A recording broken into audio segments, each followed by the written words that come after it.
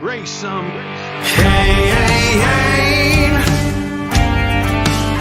You gotta raise some Cain.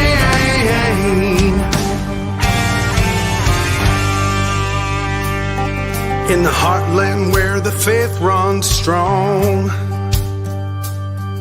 we've seen the shadows growing long. Watch those around us be deceived.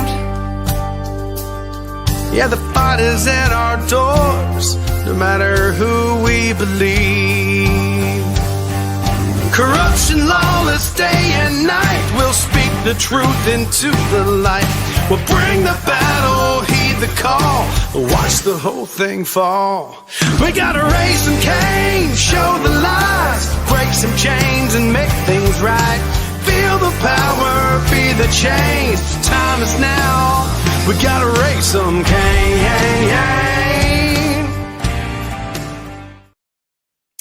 Welcome, Patriots, to the Raising Cain Show. Tonight is going to be a special one. With me tonight is Jim and Pam Files, who are going to help us shed some light on mysteries in American history, particularly the assassination of President John F. Kennedy. James E. Files, once in prison, now tells his story about being a CIA-connected hitman who took part in the tragic events on November 22nd, 1963. Alongside author Pamela Ray, we will explore the shocking new evidence presented in Primary Target JFK. Now, because we're doing this show tonight, I want to make sure that we're not going to have any interruptions. So I'm going to run my usual commercial breaks at the very beginning of the show right now. And right after we come back off a break, then I'll introduce Jim and Pam, and we will start going through and talking. So I'm looking forward to tonight. I think it's going to be an exciting one. And by the way, we did not plan this.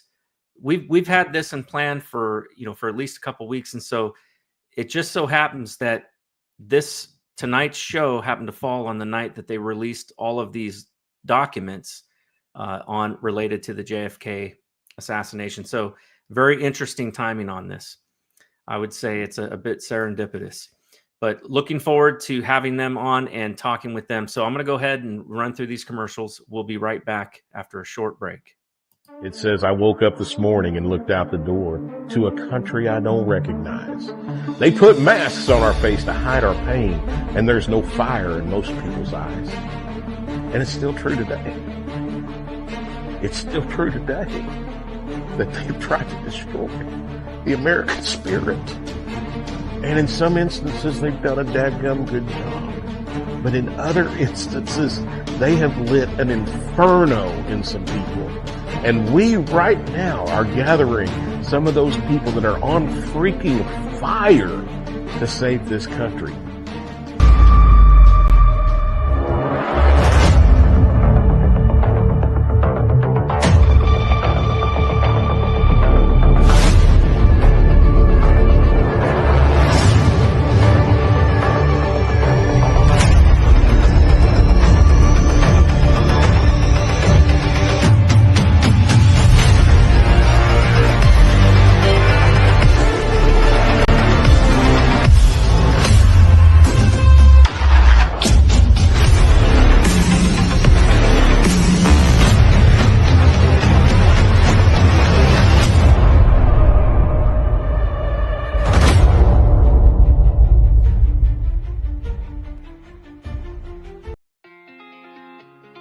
Increasing expenses have caused us all a lot of pressure these days, and it's affecting even the wealthiest of people.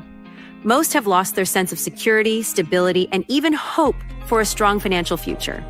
The game plan of everyone in your cell phone has likely been disrupted or even hardcore stopped, and most are looking for a creative solution to regain financial momentum. Oftentimes, life's best solutions are the simplest. But first, a question. What is something most people think they should own but don't? Crypto, fine art, real estate? Nope. We are talking about real money. The kind kings and queens fought for and large institutions today buy in mass. We're talking about gold and silver, assets that provide confidence in tough financial situations. So the question is, do you own any? If you don't, you're not alone. Most people aren't maximizing the power of precious metals because it's just been too complicated. And even though they see advertisements about gold and silver daily, they don't really know who to trust. That is, until now. The bottom line is that buying gold and silver doesn't have to be complicated or scary. There's a simple, better way to accumulate assets and create financial peace, headache-free. And this very minute, a new community of average people are seeing above average results to the tune of tens of millions in assets over the last few years. This system is tested, it's simple, and it's not an experiment. To date, it's helped more than 80,000 people bring hope back into their lives. It's invitation only. And right now, this new community has accepted a challenge to give away as much free gold this year as possible. Curious? Learn how to get your free gold today. Check out the next step to get the details.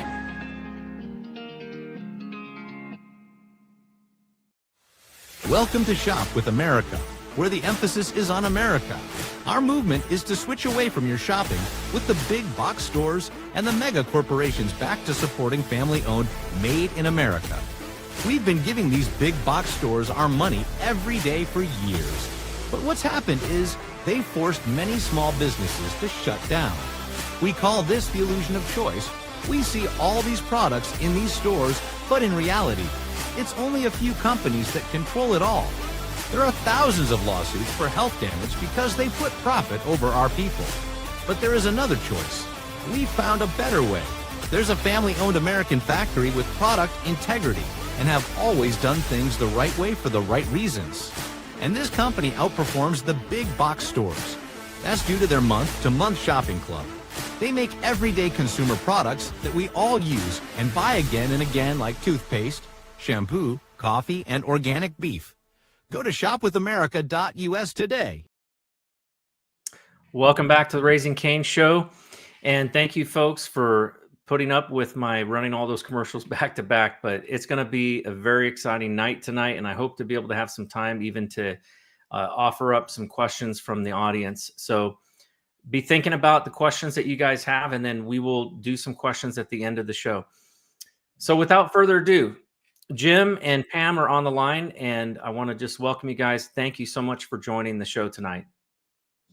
Well, I thank you for having us on your show tonight. Thank you. So let's start with jumping right in and asking Jim, can you walk us through the events leading up to that fateful day in Dallas? I started out about 6 months before that, where we was planning on hitting JFK, the president, in Chicago, and what we call a bottleneck. And Tony Accardo, the number one man in the outfit, he said, no, you're not going to hit him in this. We're here in our yard. He said, you hit him in our front yard, we won't make any money. And so 6 months later, we get the word that he would be in Texas, and we could have him there. So they arranged the hit. They set it up for that day, and he'd be in Dallas, which is 22nd November, 1963. And I went down a week early. I carried various assortment of weapons down, from the Mauser rifle to a couple other hunting rifles, high-powered rifles, the shotgun to the Remington Fireball 221, which is a single-shot bolt-action pistol. And I went down as a weapons bearer and a driver for the getaway car. But while I was there, General Lansdale was the grounds coordinator. Charles Nicoletti and Johnny Roselli was to be in the Dow Tech building. The reason I went down a week early is because I was to learn the city of Dallas, the one-way streets, the side streets, where the railroad crossings were at, where the trains crossed at, what time they crossed at. And in case we had a high-speed chase and we had to leave there in a hurry, I had done all these things so it wouldn't drive us into a trap somewhere. Who showed you around Dallas? Lee Harvey Oswald. And Wow. Lee spent 5 days with me before the assassination, but Lee and I never discussed the assassination. You both had the same CIA controller, David Atlee Phillips. Yeah. And he told you to come. He told Oswald to come and show you around Dallas. And I checked in at the Mesquite Hotel at, trying to think of the name of the hotel. It was there in Mesquite, Texas. Lamplighter in Mesquite, Texas. And that's where I stayed in. And Lee Harvey Oswald showed up there, and the only person who knew I was there at the time was David Atlee Phillips. Wow. That was even before I had told Charles Nicoletti where I was at, because Chuck had made a trip to a ranch out in Arizona, and so I got the message to him there where I was at and where I was staying at, and then he come on in. So after studying Dallas for the week, I knew him pretty well, the directions, the streets, and the one ways, and where to go and where not to go, the freeways, the entrances, and so we was all set for it. And the last minute, Let him ask you a question. probably wouldn't give him a rundown of what happened that day. No, he wanted the I events leading. I have up one to question I want to just ask, though. So Okay. just for our audience that's listening right now, I probably should have started off by mentioning that. Now, correct me if I'm wrong, but you were the shooter that was on the Grassy Knoll. Is that correct? I was the shooter on the Grassy Knoll, which Okay. was the last minute decision that morning, because Edward Lansdale, he was the general, he wanted to be his backup shooter. He wanted me instead of Johnny Roselli. Charles Nicoletti was the main shooter. Johnny Roselli was backup. But General Lansdale, he had me move in, and he set Johnny Roselli down, and I was on the Grassy Knoll. Why would General Lansdale want you to be a shooter instead of Johnny Roselli? Because I carried out several operations for General Lansdale. General Lansdale knew I didn't miss, and he trusted me. Now, was there ever any discussion about why they wanted to do this, or was it just, these are your orders and carry them out? Those were my orders. I believe that Kennedy was assassinated because he wanted to pull out of Vietnam. The contracts had been handed out to people, factories and stuff. The factories had changed over from whatever they was doing to where they would be making war equipment. But the war equipment is not just planes and tanks and stuff. It's uniforms. It's desks. It's the furniture that they use, pencils, all kind of things like that. The military uses it. Somebody has to make it. Those contracts have been handed out. People have spent hundreds of thousands of dollars changing their factories over, getting ready, and they're holding the contracts. And Kennedy wanted to pull out of Vietnam and cancel all the contracts. So I believe that Kennedy, if we had contracts, he was building the longest runways for airplanes, putting in railroad tracks, digging out the seaports, making them deeper so they could get the larger ships in. And a lot of money had already been spent in Vietnam. And Kennedy had made it real clear that he wanted to take the power away from the CIA and basically dismantle it. When Kennedy made the speech he had at the podium, he beat on the podium and he said he was going to smash the CIA into 1,000 pieces. Yep. And he was going to scatter to the wind.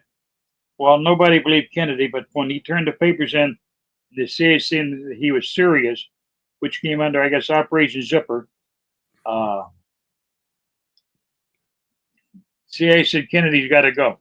So they had their lawyer call up their lawyer in Chicago, the lawyer for the mob. He gave them the orders. He said Kennedy, the CIA had taken the gloves off, and they wanted Kennedy gone.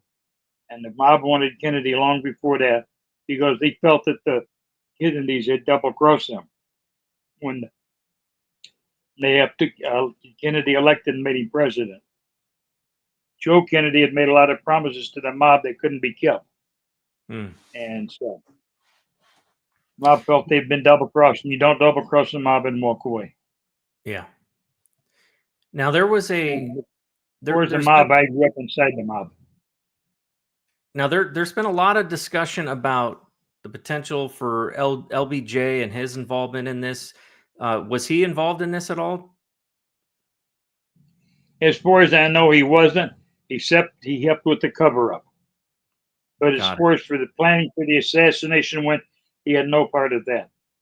Except the party before the assassination, the night before, he was very aware that it was going to happen, and he promises Mistress Madeline Brown that those blankety blank Kennedys aren't going to ever embarrass me again. That's not a threat. That's a promise. So if he's saying that the night before, I think he knows a little bit about the higher workings. He might have known about it, but he didn't plan it.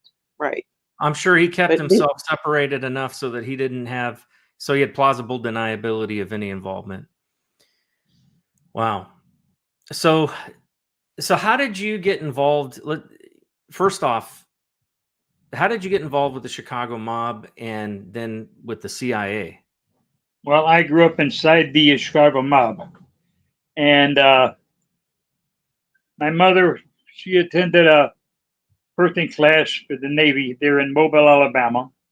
At the same time, the United States was down in Germany.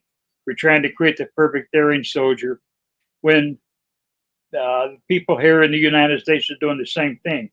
And my mother left home in 1940, I believe it was. And in 41, she left Sutton. It got her into the birthing program. And she used to be a surrogate mother to carry me. And anyway, paid good money. So she took the offer, she took the job, and she did that to survive because there's no work at that time for anybody. And my mother comes from a very poor family, and they lived in Oakman, Alabama. That's one word, Oakman. And so anyway, I was born with an X number, and I later, when my mother married, I wasn't never adopted. I quoted the name Jimmy Sutton. And later on, when I decided to get married for the first time, I took the name James Files. The reason I took the name Files, I changed my name for the simple reason I had been working with the radicals for the Bay of Pigs. And most of this is in the book, Primary Target. And in the back, I have in there, there's the Joe West's case where he's trying to get Kennedy's body exhumed. I told Joe West that Kennedy's body wasn't buried there. There's also documents documented there, the original document, copy of the parapet test given to Lee Harvey Oswald, proving that he never fired a shot that day. And back to the part about you growing up in the mob, and then your mom sending you to Camp Hero. I mean, how did you grow up as a youngster in Melrose Park, Chicago area, of being affiliated with the mob and then going off into your military school? Well, you grew up inside the mob as you're a kid. You doing favors for them, and nothing serious or anything, but you bank a few bucks here, a few bucks there, and you get arrested and you don't talk, and that you get out the mob, they all gather around you and they throw you a party and they make a big deal out of it, like, hey, you did the right thing, you stood up, you're a good guy. Excuse me. So that went on for a while. And other than that, we've got the documents in there. In my court cases, where I just served the 25 years in prison, I did every day of the 25 years. And there's a lot of documents in the back that are that'll teach you, explain a lot about my life. And so I know it's very confusing at times. How did you connect? What was the Chicago mob's connection with the CIA? Johnny Roselli was the liaison between the Chicago mob and the CIA. Tell them how you got recruited from your life, Camp Hero, your life in the Army, and then how you got recruited into the CIA. Well, I was a government property all along. But anyway, I went to Camp Hero when I was 8 years of age, and I stayed in Camp Hero until I was 17, and I joined the Army on my 17th birthday. I joined at Fort Leonard Wood, Missouri, and from there I went to Fort Polk, Louisiana for my AIT, which is Advanced Infantry Training. Yep. And I signed up there on my last day there. I signed up airborne. They sent me to Fort Bragg, North Carolina. Excuse me. So I became the member of the 82nd Airborne. I was with the 505, which is known at that time as the Double Nickel. Hooah. And then where'd you go? My first operation was they sent me, and I shipped out July the 10th, 1959 to Laos. And that was on Operation Mobile White Star. And we didn't wear any dog tags. We were sheeped up and we went in. Yeah. Because there was supposed to be no military soldiers in Laos at that time. And that is the secret war that they talk about and they read about. And who was your commanding officer? My commanding officer at the time, it was in charge of everything, was Lieutenant Prouty. I was Colonel Prouty. Fletcher Prouty. Fletcher Prouty. And then something happened over in Laos, and then you got sent to the Veterans Hospital. Yeah. What happened? They took me there for examination, and they checked me over, and next thing I knew is David Adley Phillips walked me out of there and took me to Florida, and I went to work with the SAO. And Frank Sturgis is the first one I met when I got there, and he was in charge of the SAO, which was the Secret Army Organization. Yep. And Frank Sturgis was at one time before that, he was the primary leader of the security for Fidel Castro. Wow. So let's go back to the pre-work, I guess, that was being done, prior to the day of the assassination. So you were instructed to be at on the grassy knoll. What other asked me where I'd like to be, and I told him there.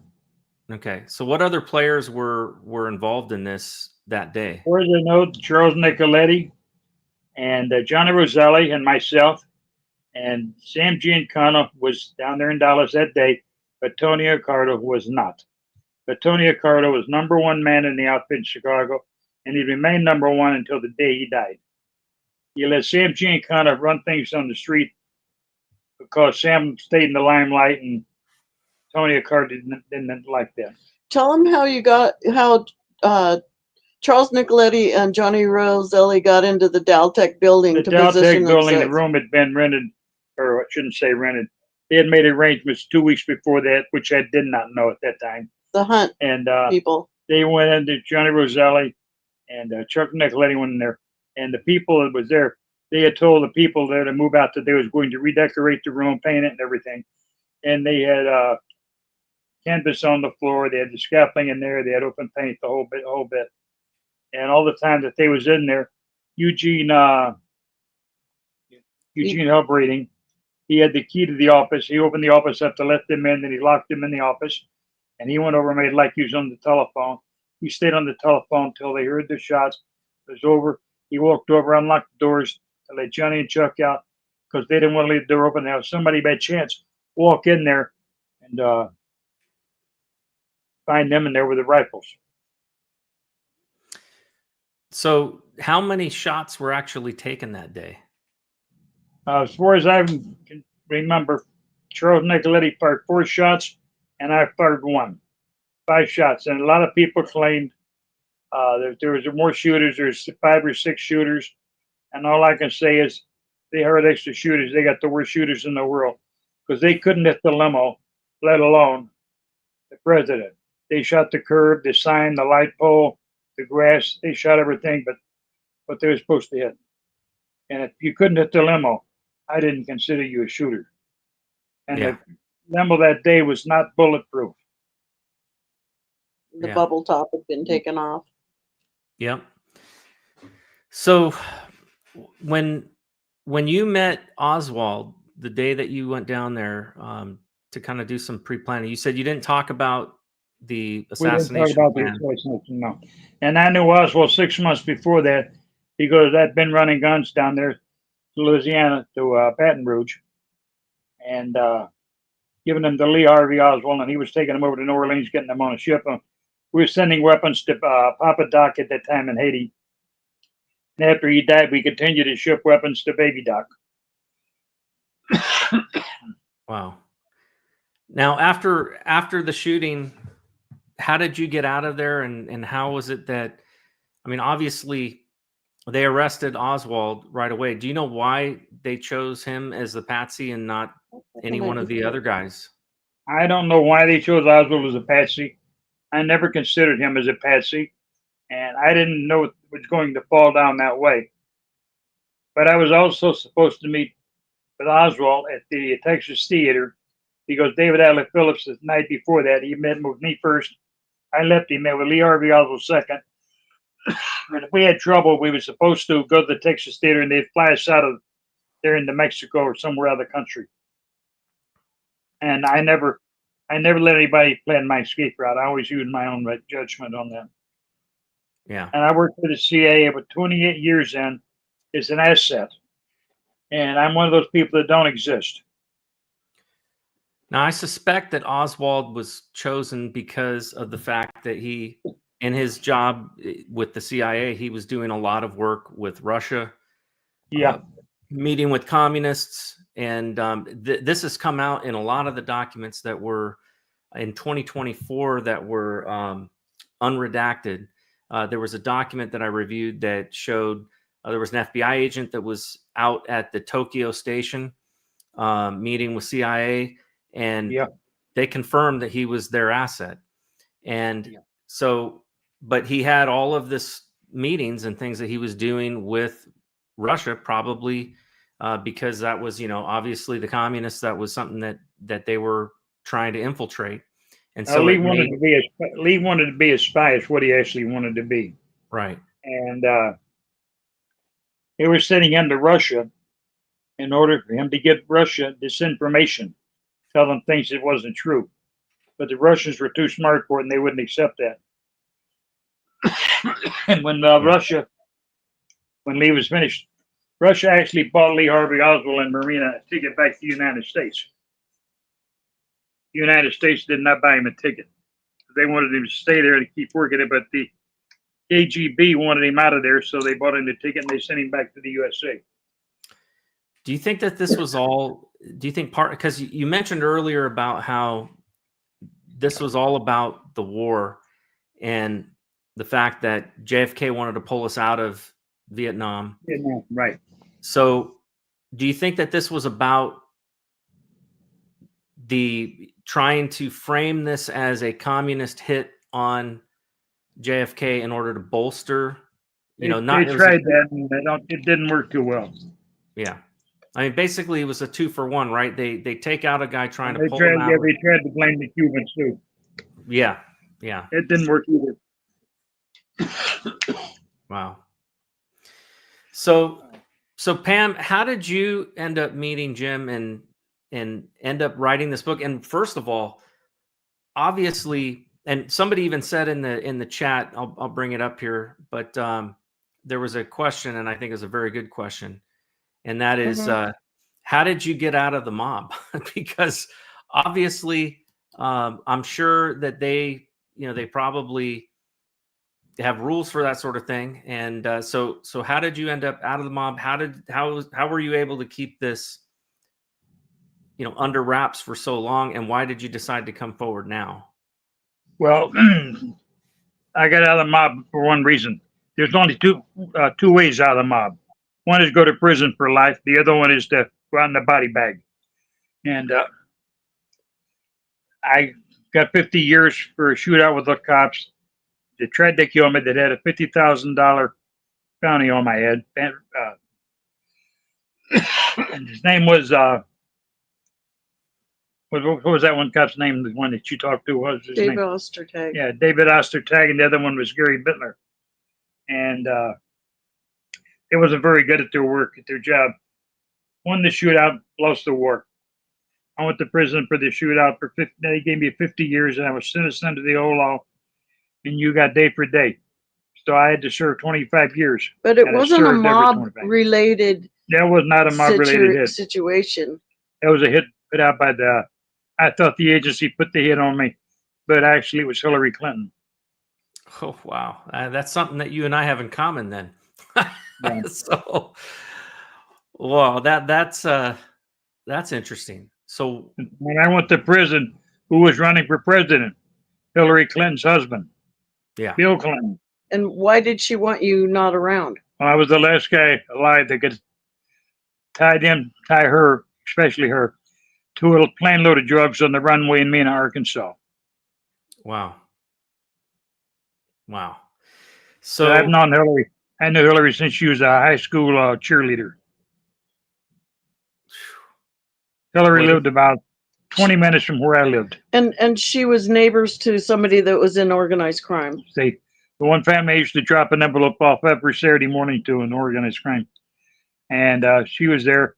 And so she took a shine to my Ford convertible, hardtop retractable, and also my House 74 Harley Davidson motorcycle I rode over there times. And we dated a couple of times. And I never laid a hand on Hillary or nothing like that. I was very nice to her because you don't mess with people that are friends of the outfit. You respect them. So Hillary wound up marrying Bill Clinton. Bill Clinton was a dumb old country boy, but Hillary Clinton Bill had the charisma of people listening to him and talking and following him. Hillary's the one with the brains that did the planning. Yeah. I'm going to let you talk to my wife a little bit because you want to know how she met me. I would like you to talk to her. I'm running out of air. I need to take a break so I can get some air back in my lungs. Sure. So Pam, how did you end up meeting Jim, and where does your story intersect with his? Okay. Okay. So back in, what was it, 1997, I was in our church library over there in Hawaii, and I wanted to find out about the end times, book of Revelation, just the times that we're moving into. And I was in there looking for that type of material. I wasn't looking for anything about our government or JFK especially. But one of the shelves down next to other miscellaneous books, there was a book called High Treason, Assassination of John F. Kennedy, What Really Happened. So I was like, well, what's this? And why is it in church library? And what happened? Why should we care? And so I looked at it and I checked it out of the church library and I took it home and I read it. And I took it back to the pastor and I was kind of upset. And I told him that it was a really bad thing that our country ignored the coup d'etat that happened when JFK was gunned down like a dog in the streets of Dallas. And the people that did all the shooting, or not the actual shooters, but the people that were behind it, basically shot their way into power, and our country's never been the same.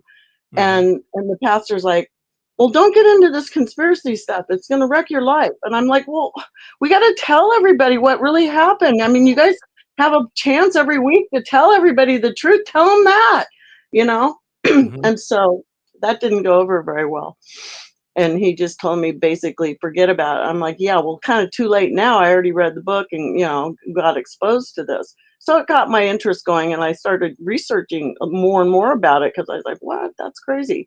And so a little while later, I was in a Blockbuster video store, and I don't really go there that much. But when for our younger audience, Blockbuster doesn't exist anymore. But back in the day, we used to actually have to go somewhere to rent videos. And the videos weren't even on DVDs; they were on VHS tapes. That's right.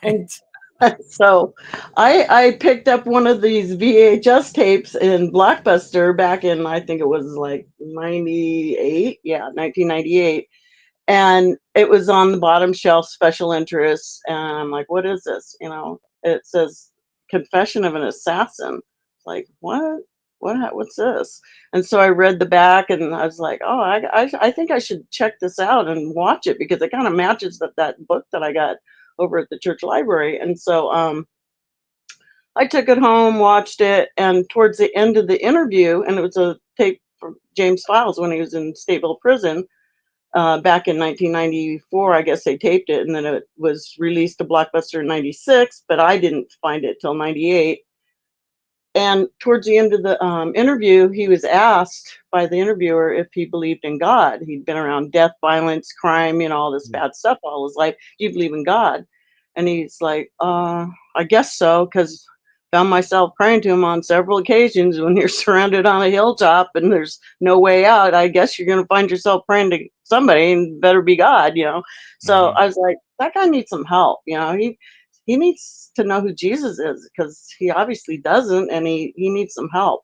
So I wrote him just a thank you for telling the truth to the American public, kind of letter, just like half a page, 1 page, whatever, just put it in the envelope. And I didn't think he'd ever even get it. And he did get it. And then he wrote back and I was like, what? He actually got that letter. And so we started corresponding. And during the first 6 months of us corresponding, he had a visitor to his cell. The Lord came and, had a confrontation with him and decided to show himself.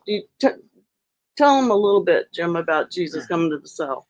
Well, he came to visit me and woke me up, and it was up 2:45, 3 o'clock in the morning a.m. And I asked him, what was he doing there? And he said, the Father sent him. And I said, why? And he said, the Father said that you're an unbeliever. And he sent me to tell you that the only way to the Father is through me, Jesus Christ. And so I said, oh, okay. And so the next morning I felt pretty light and kind of like I loved everybody. And I was. But you didn't want to give your heart to the Lord because you still had to keep the option open in prison for what? No, wait a second. No, you're getting ahead of me right there. Anyway, so but I'm going. She wants me to jump ahead of the story, so I will. I wouldn't promise Jesus Christ that I would be good for the simple reason I was in a state-built prison, and it's a maximum security prison, and you never knew when you'd have to kill somebody. And I didn't want to give my word to Jesus Christ and then break my word by killing somebody the next day. But I was always trying to explain to him that that's not how we get saved, by promising God to be good. So anyway, Jesus came back again. The second time, I was about 6 weeks later, I guess. And I asked him why he was back. Was he got sent back to do time? And he laughed and he said no. And he said he come back because the Father sent him to tell me to get my life in order because he would soon call me home. I asked him, when would that be? And he said, only the Father knows. And you thought you were dying, but it was like, oh, maybe there's going to be a home called getting out of the prison and into the free world. So anyway, we communicated and wrote letters, and he called all the time. I taped him, and he wanted me to come and visit him. And this was in, what was it, September of 2000. It's the first time I got on a plane over in Maui and flew over to Chicago, and then got myself down to Joliet and went and saw him for the first time. And when I had been in the visiting room just a couple minutes, he was moving around, and then he was down on the floor on his knee, and I'm like, what are you doing? Did you drop something? What are you doing? And he's looking at me, holding my hand and going, if I ever get out of prison, will you marry me? I'm like, that's a God thing, because I don't know. I mean, I guess so. Anyway. I said yes because you thought I was never getting out. Yeah, I never thought he'd get out. So oh, sure, why? What the heck? No, it was a little more serious. But and then after he got back in his seat, he's like, okay, well, now that we got that figured out, I need you to ask you something else. And I go, what else do you want me to say anything about? Anyway, he goes, I'm writing a book called To Kill a Country, and I want you to do it because you got a way with words, and I just want you to put it out there for me. And, just remember, everything coming in and out of this maximum security prison is copied in triplicate, and all our phone calls are recorded. I'm like, well, I mean, are you seriously talking to me? I mean, I swim with dolphins and turtles and whales over there in Maui, and you want me to write a book about To Kill a Country? Okay, so maybe, with God's help, I'll do that too. And then, so he's sending me a bunch of materials anyway, trying to write the book To Kill a Country. And, September 11th happens, we're writing To Kill a Country. And then the following week, we're just like, are people still talking about what happened in New York? Oh, not really. I guess, people in Afghanistan are going to pay for this one. And, pretty much life goes on. They got screwed up over there in New York, but no, nobody's super duper talking about. I go, well, those buildings didn't get taken down by those planes. And he's like, no, that was controlled demolition, So we're just talking about it, 1 week afterwards about it being an inside job and controlled demolition. And in the meantime, writing a book about JFK assassination, overthrowing countries like Chile. And then the third part of the book was called The Illuminati Conspiracy for the New World Order. And then I got in all sorts of trouble at the publisher, not by the publisher, but by somebody that was supposedly supposed to be quiet with the publisher. And then all hell broke loose, and that book turned into a nightmare. So anyway, I ended up writing a book called Interview with History, the JFK assassination, to just kind of get away from To Kill a Country. And then that all happened during the time that he was in prison. I was over in Hawaii. And then by the time he actually got out, long story about how all that happened, miracle, I think, because everybody, even the people in Vegas, were betting that he'd never come out alive.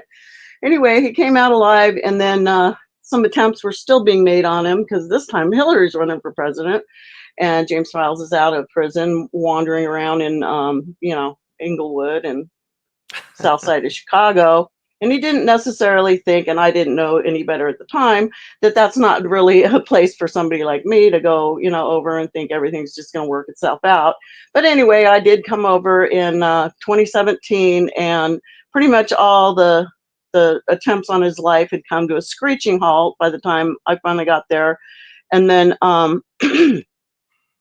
we were there until October of 2021, and gangbangers had shootouts, whatever. House got shot, car got shot. A lot of things happened over there at the south side of Chicago.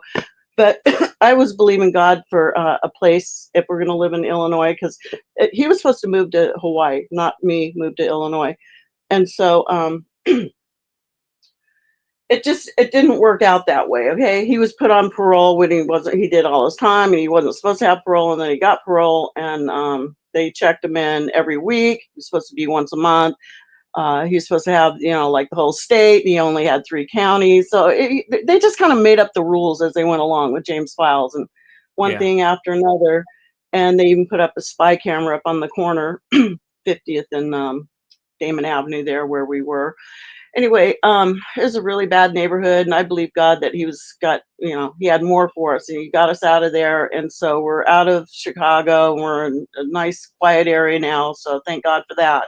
Been here about almost 4 years now. So hallelujah. And, but when I was still up there in south side of Chicago, once I got there, I was telling them, we need to put another book out. We need to get all the information out. And you're telling me a bunch of new stuff. You're telling me your mom had you in the birthing program. You're telling me that David Lee Phillips gave you a debriefing at the Chicago Midway hangar, your CIA little hangout over there. I mean, people need to know more of this. And plus, we need to get some pictures and throw them in there and answer all the questions that people ask you while you're in prison. Let's just get this thing caught up, wrapped up, and put it back out there. So the whole story's out there, because it wasn't all the way out there yet. So I just decided I'm just, whether he wants it to happen or not. You didn't want this last book. I never wanted the book published. Because people don't need to know that. They have no business knowing that. I go, it's very pertinent to the story that you were born, raised and bred as an assassin, and that kind of is important. And that you checked in every day with David Atlee Phillips to find out if you had an assassination assignment, every day. Okay, no, you're free to go. Okay. And then the people in the mob even deferred to the CIA. Oh, Jim's got to go. He's got to go get on a helicopter and go fly somewhere in the world. We'll just have to make do without him. But Tony Accardo, Sam Giancana, and Charles Nicoletti all knew that he worked for the CIA. And if he had to make his phone call and they said go somewhere else, they didn't have access to James Files until he came back from the CIA activities that he was involved in. So yeah, it's pretty wild life. And I thought the people deserve to know that part of the story too. So I got a question here in the comments. I want to bring this up because it's kind of an interesting question. So the question is, was Jack Ruby in the same mob or CIA? Jack Ruby he was involved with the Chicago outfit. He got in trouble in Chicago, and in Chicago he was known as Jake Rubenstein. That's his real name. And so they sent him down to Dallas and talked to the people down there, and they gave him a couple of nightclubs to run. Anyway, Jack Ruby stayed down there. Then Jack Ruby was with the mob, but he was never with the CIA that I know of. That you know of, but he might have been. He could have been. Anything's possible. You don't go around telling people you work for the CIA.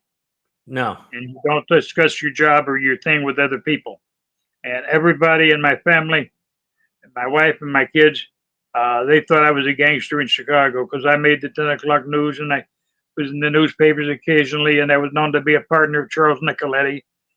And they had a story out one time. If you're driving at nighttime or you're looking behind your rearview mirror and you see Charles Nicoletti and Jimmy Sutton and behind you, you know you're in trouble. You don't want to see them. So yeah. Wow. So we had a couple of high-speed chases in Chicago, and we got one of the cars photographed inside and outside, and showed all the gun compartments and everything else. It's a long story, but I grew up inside the mob. Wow.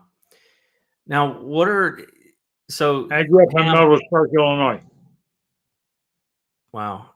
Pam, in your book, what are some of the more surprising or suppressed details that you've uncovered?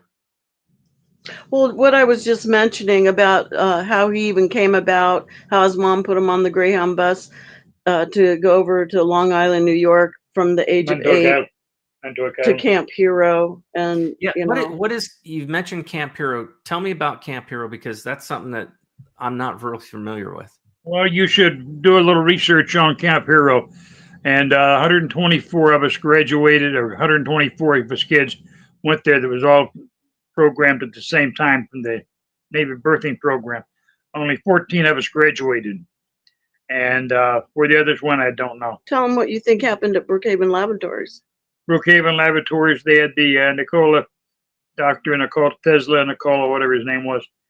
They had the cells and the springs, the cells in there and the springs. And anyway, it was great with the experiments. And they was looking for an invisible Not radar. just that, but just the kids that would get put in that chair. You want to tell them? No, you tell them, but don't Okay. forget the details. Well, I'm just trying to explain to her what the room was like. We had these big coils in there, the Tesla. Tesla coils? Mm-hmm. Yeah. Anyway, they could put a vase up on the table and make the vase disappear, but they couldn't bring it back. They put kids in the chair where they wound up at. I have no idea. Excuse me, but they didn't bring them back either. So anyway, on my 17th birthday, I enlisted in the Army. I enlisted at Springfield, Illinois. Or Springfield. And anyway, from there I went to Fort Bliss to take my AIT, Fort Polk, Louisiana, and I signed up for airborne. And 82nd Airborne, I joined, and I was with the 505, which was known at that time as a double nickel. Now the other one is where I enlisted at was at Fort Leonard Wood, Missouri. I'm 83 years old, and a lot of this stuff from over 60, 65 years ago is getting away from my mind. Sure. Yeah, I served with some guys from the 82nd, so I was in the Army myself, and I bet they won't lose your records, or they bet they won't get burned. We're trying to figure out how, in the very long time from now, when James Files finally needs a place to go do his final rest, they won't let him go into the Camp Butler Military National Cemetery down here by Springfield.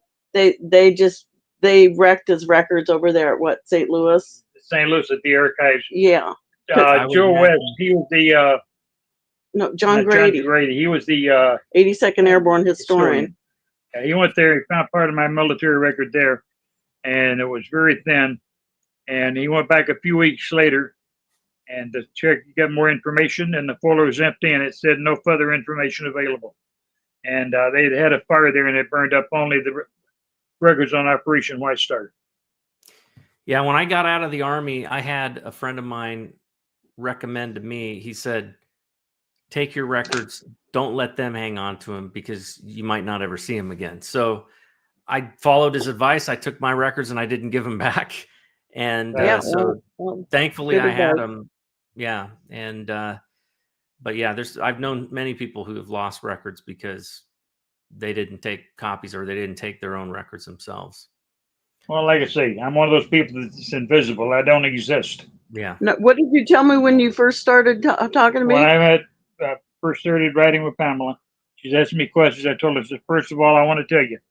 I said, most of my operations were classified. I said, and also, not only was my records classified, I am classified, because I was part of the birthing program. And I didn't know what that meant at the time. Wow. And let's face it, she was 1 year old when I was crawling around watching cartoons on TV, and I was fighting a war in Laos that nobody knew about. And who in the hell would have thought we would get married? I've been married a girl 16 years younger than me. How long have you guys been married now?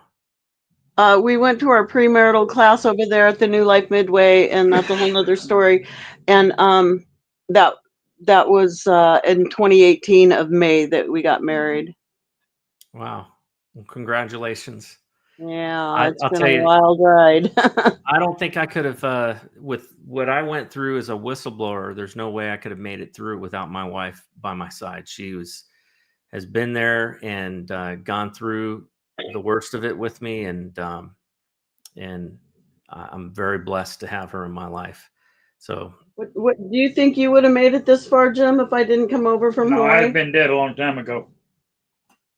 When I got out of prison, they offered me a job at the outfit again, wanted me to go back to work for the outfit because I was well known and people feared me. And then my first interview, confession of an assassin, they asked me, would I rather be respected or would I rather be feared? And I said, well, it's nice to be respected, but in my line of work, I'd rather be feared. And so they wanted me, they offered me $100,000 a year, tax free, brand new car every year. All I got to do is drive around the B scene and check on a few of the chop shops and let the people know I was back. And they figured the guys to stop stealing off the top and skimming money and everything. So I've got a picture of you standing on the grassy knoll. I want to bring that up real quick, and can you describe for people that are looking, what is this picture showing, and what kind of weapon is that you have?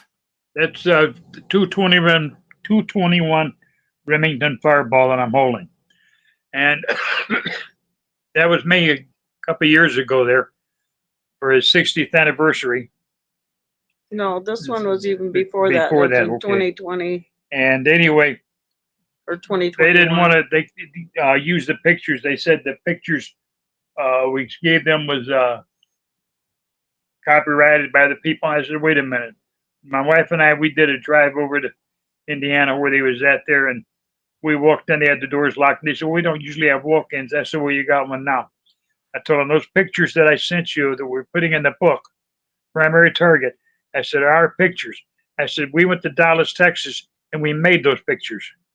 And we gave them pictures of me in front of the Texas store and all the places things happen. Anything that's nice or pertaining to the Kennedy assassination, including the Old South Pancake House. And so they used the pictures in there. Of course, I was not very polite with them, but anyway, they used the picture.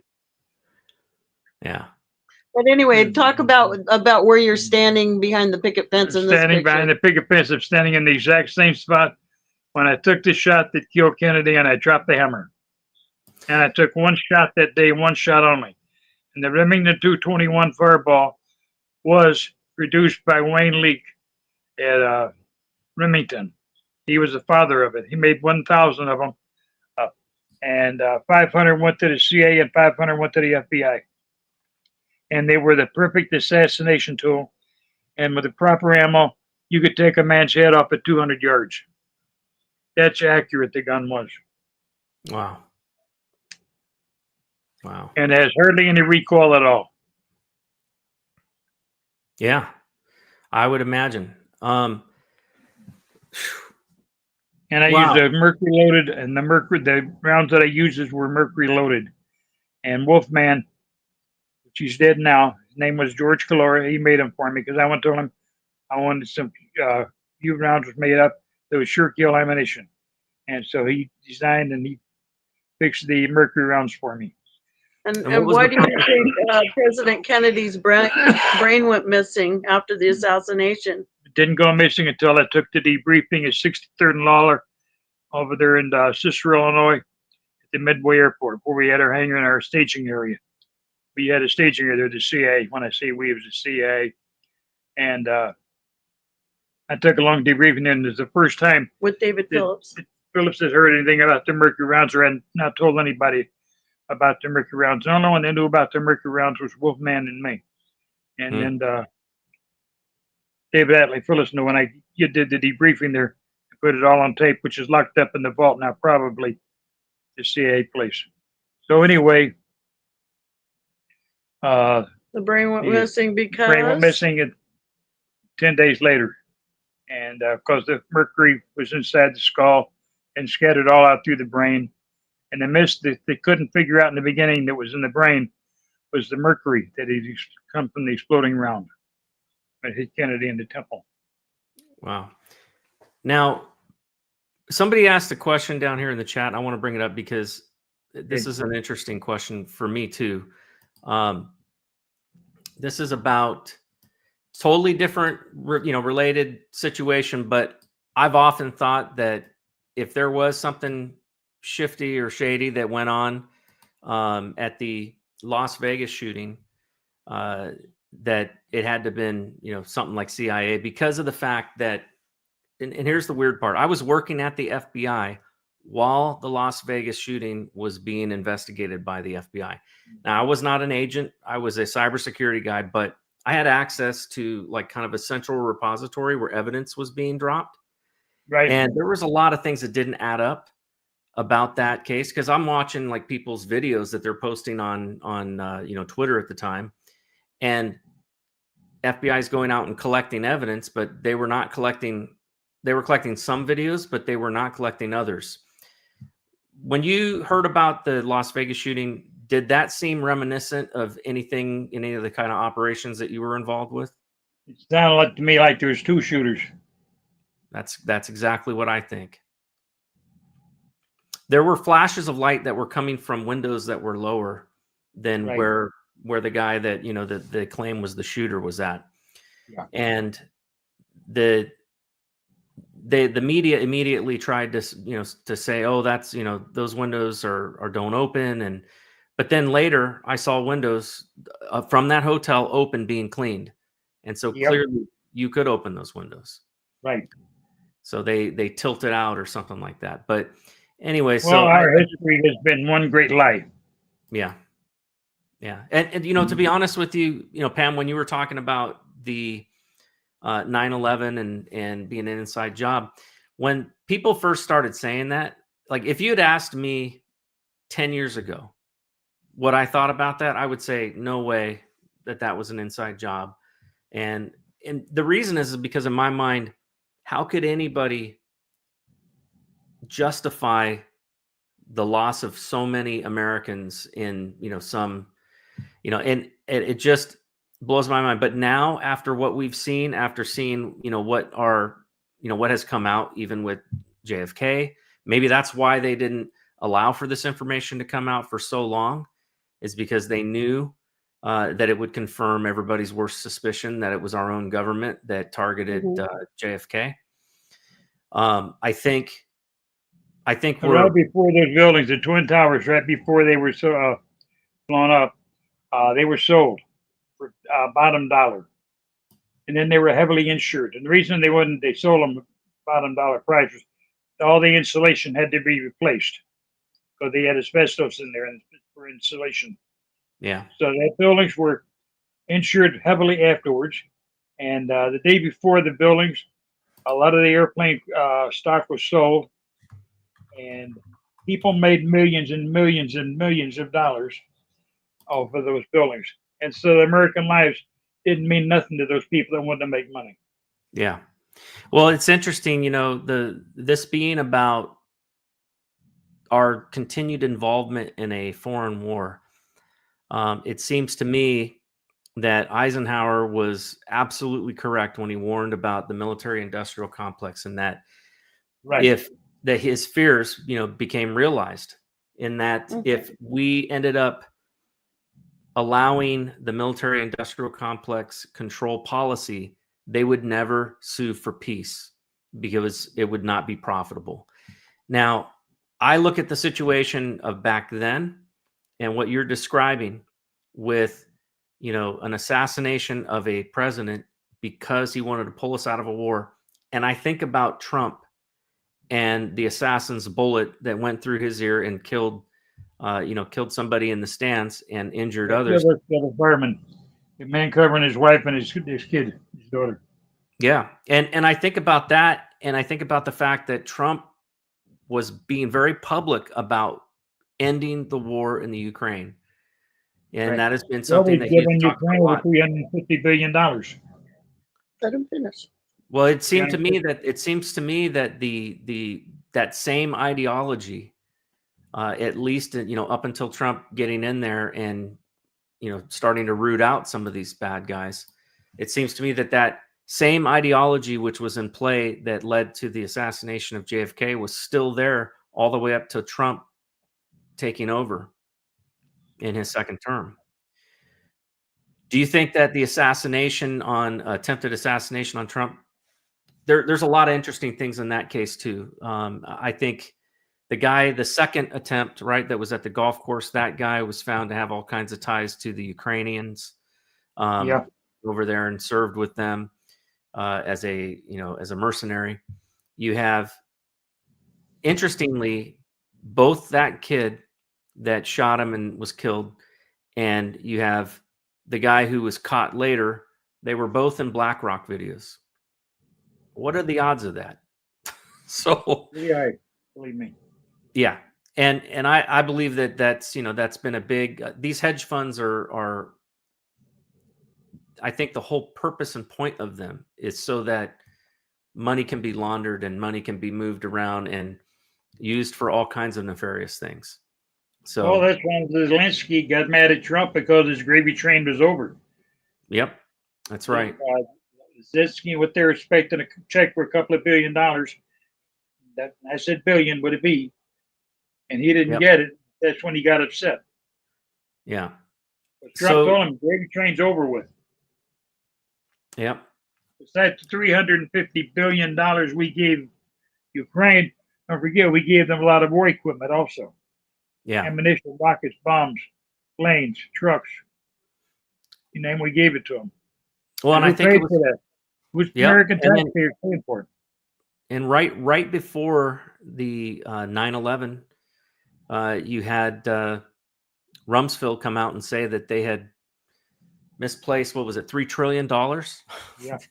The Pentagon. And then all of a sudden, that's no longer in the news because you've got 9/11 happening. Yeah. And the offices in the Pentagon that got supposedly hit by an airplane, but it was more like a missile. Those records were destroyed. Yep. Now that whole problem Rumsfeld had, it just went away. Yeah. It's just really sad. I got one other question for you guys. This was from one of our folks in the audience. So he's asking. He asks, with you claiming to have shot JFK, are you concerned or do you fear about going to prison over it? No, when JFK was shot and killed, it was a state law. You couldn't shoot a president. It was a little over 2 years after that Congress passed the law that you couldn't shoot a president. It became federal law. So. Well, tell them about the conversation you had with Ann Richardson in the warden's office at Stateville about whether you were going to talk about JFK in the early 90s. Well, they come out, they wanted me to do an interview on JFK, and I didn't want to do it.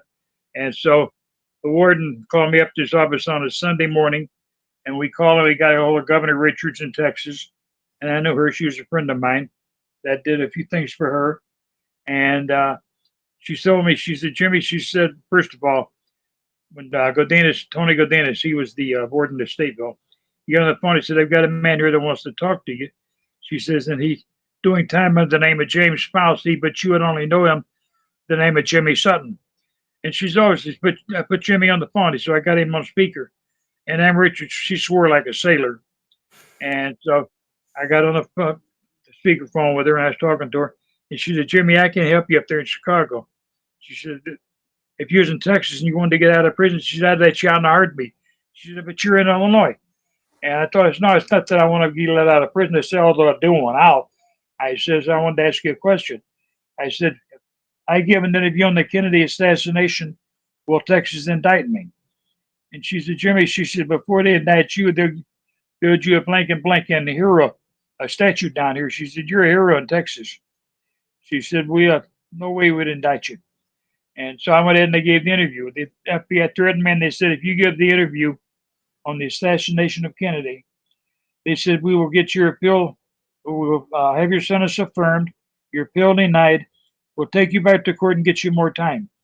So in uncertain words and nasty, I told them, don't just talk about it, go do it. And I called them a few names. And so they went back and they had my sentence affirmed, my appeal denied, and he took me back, got me another 30 years to run consecutive on top of the 50 for 80.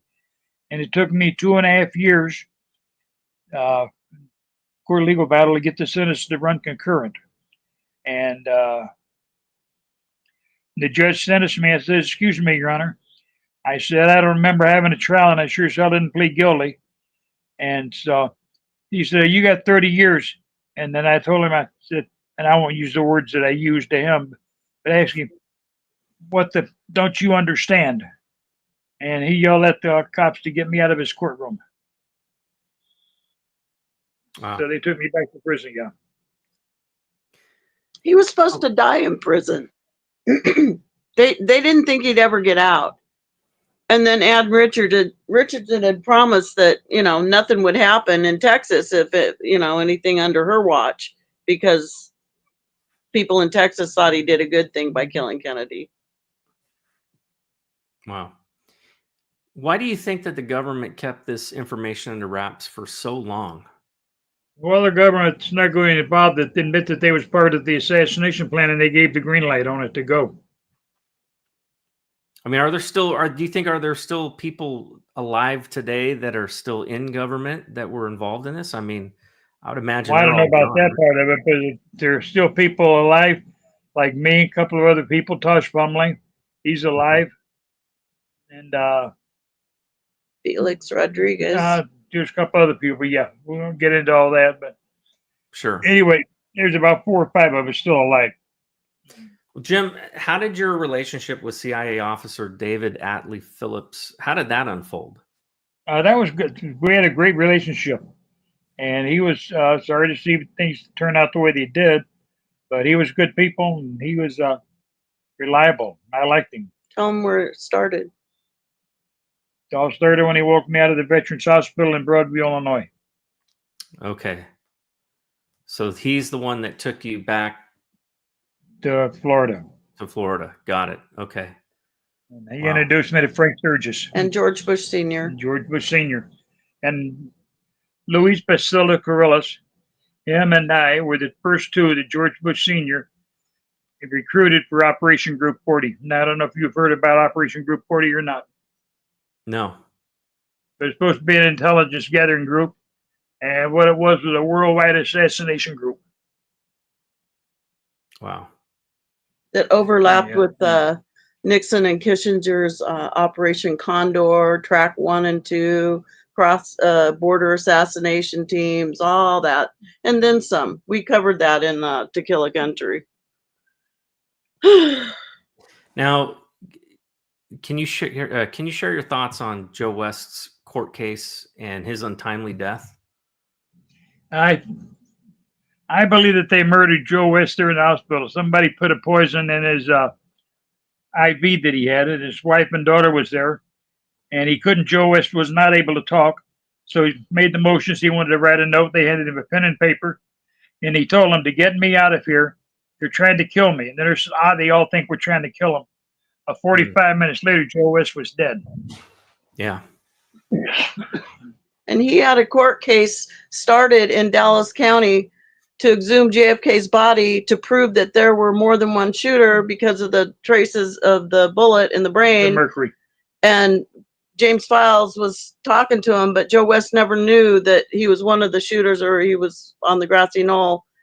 But when Joe West's court case died,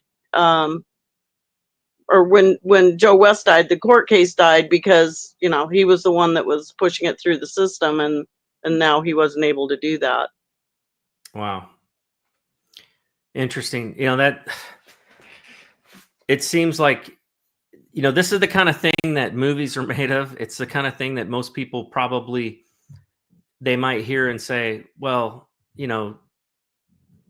I don't believe it, or they might be skeptical. But the reality is, especially, I have seen too many cases where people that were involved in trying to uncover a cover-up suddenly ended up dead with a bullet in the back of their head. You saw this, there's been too many people. I didn't try to anything fancy like that or cover it up. The thing was, I got just ticked off at the CIA.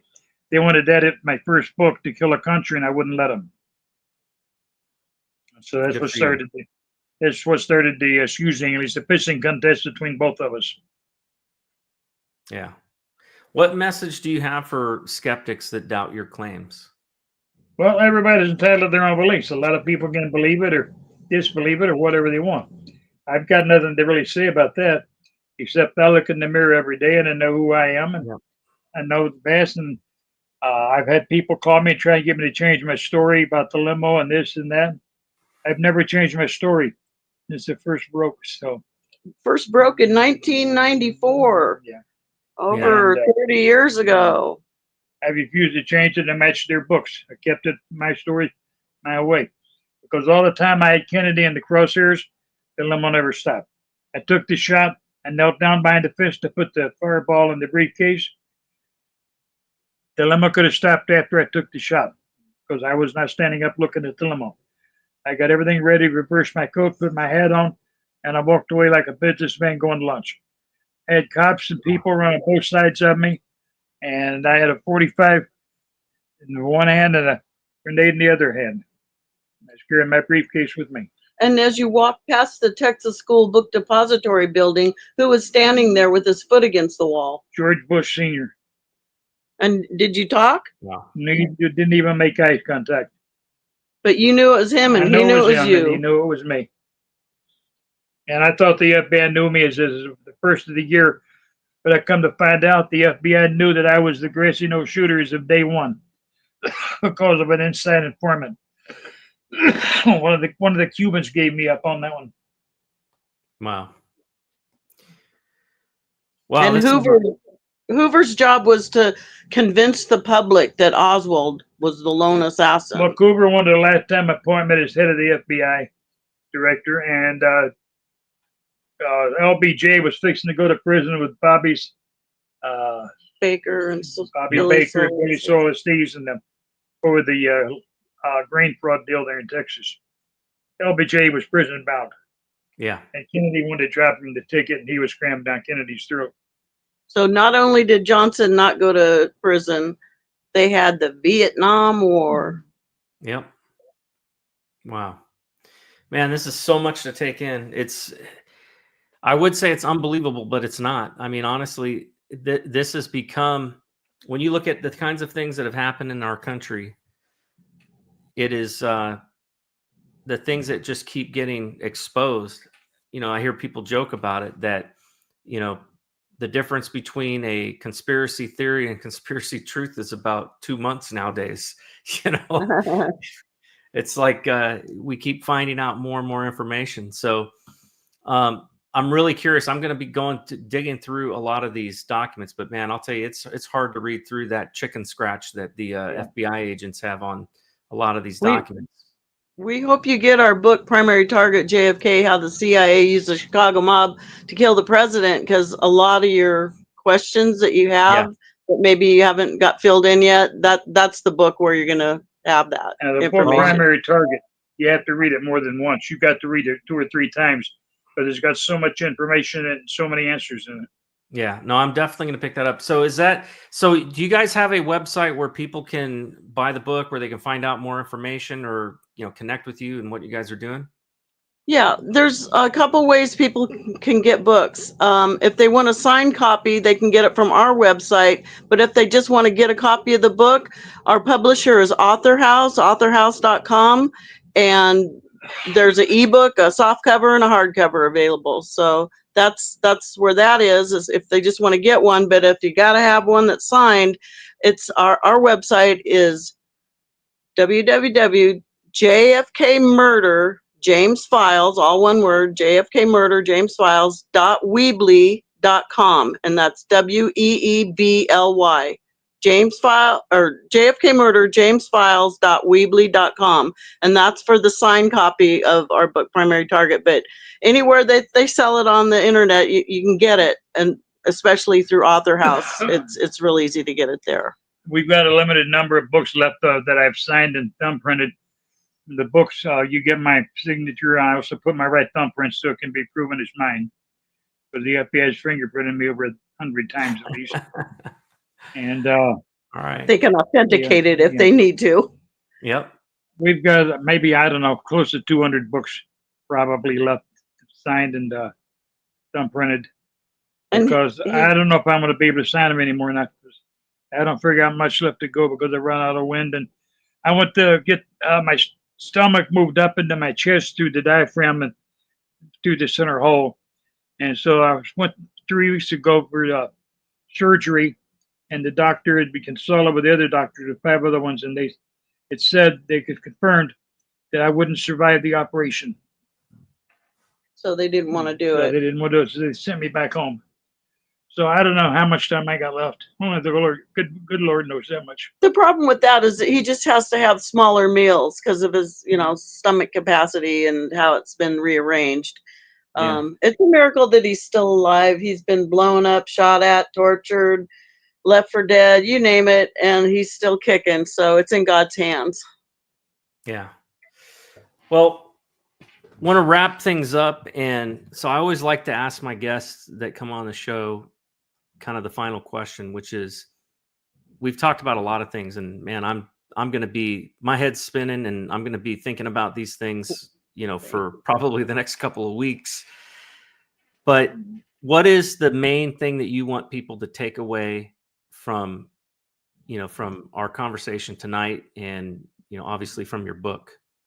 Well, the life that I lived, I've asked forgiveness. I found Jesus, and I've asked for forgiveness, and I'm hoping that God forgives me for the things that I've done to people and the hurt that I've caused people and deceived people and everything. And so I'm hoping all that they forgive me for that. God forgives me for it.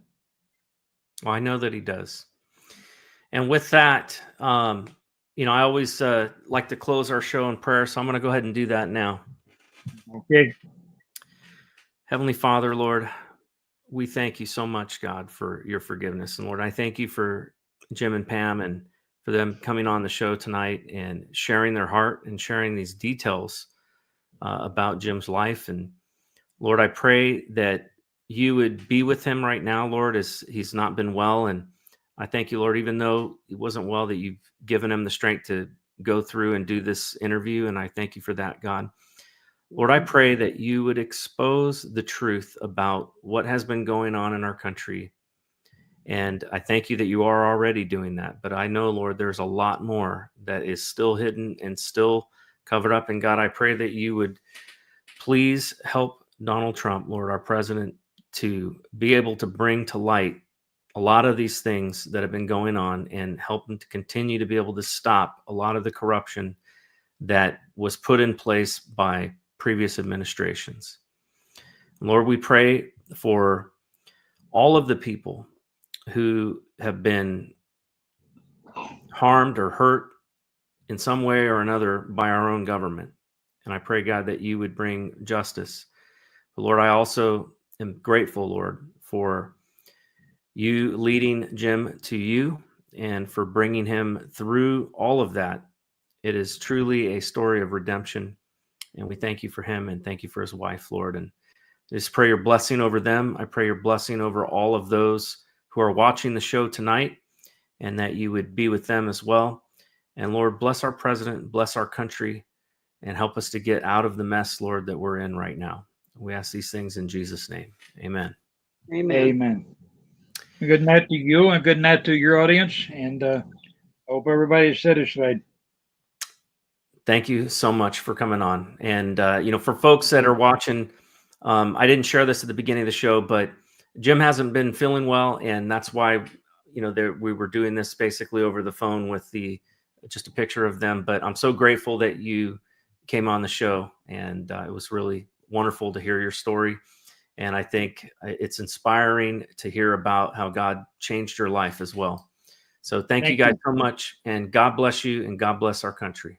God Amen. bless you, and God bless your country too. Amen. Amen. Raise some Cain. You gotta raise some Cain.